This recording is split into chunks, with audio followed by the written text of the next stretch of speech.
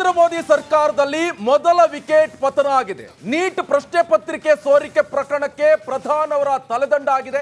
ಮೋದಿ ಸಂಪುಟದಿಂದ Dharmendra ಪ್ರಧಾನ್ಗೆ gate pass. ಇದು ಕೇಂದ್ರ ಶಿಕ್ಷಣ ಸಚಿವ ಧರ್ಮೇಂದ್ರ ಪ್ರಧಾನ್ ರಾಜೀನಾಮೆಯನ್ನು ಕೊಟ್ಟಿದ್ದಾರೆ.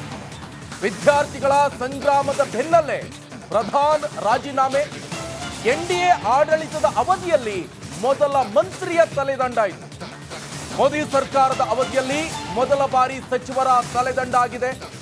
ಪ್ರಧಾನ್ ರಾಜೀನಾಮೆ ಅಂಗೀಕರಿಸಿದ್ದಾರೆ ಪ್ರಧಾನಿ ನರೇಂದ್ರ ಮೋದಿ ಅವರು. ಮೊದಲ ತಲೆದಂಡ. ಇಷ್ಟು ವರ್ಷದಲ್ಲಿ ನರೇಂದ್ರ ಮೋದಿ ಅವರು ಪ್ರಧಾನಿ ಆದ ನಂತರ ಮಂತ್ರಿ ಸ್ಥಾನಕ್ಕೆ ಮೊದಲ ತಲೆದಂಡ ಆಗಿರುವಂಥದ್ದು. ದೊಡ್ಡ ಮಟ್ಟದ ಪ್ರತಿಭಟನೆಗೆ ಸಾಕ್ಷಿಯಾಗಿತ್ತು ರಾಷ್ಟ್ರ ಮಟ್ಟದಲ್ಲಿ. ಸೊ ಈ ನೀಟ್ ಪ್ರಶ್ನೆ ಪತ್ರಿಕೆ ವಿಚಾರಕ್ಕೆ ಸಂಬಂಧಪಟ್ಟಂತೆ ಈಗ ಮೊದಲ ತಲೆದಂಡ ಆಯಿತು ಕ್ಯಾಬಿನೆಟ್ನಲ್ಲಿ.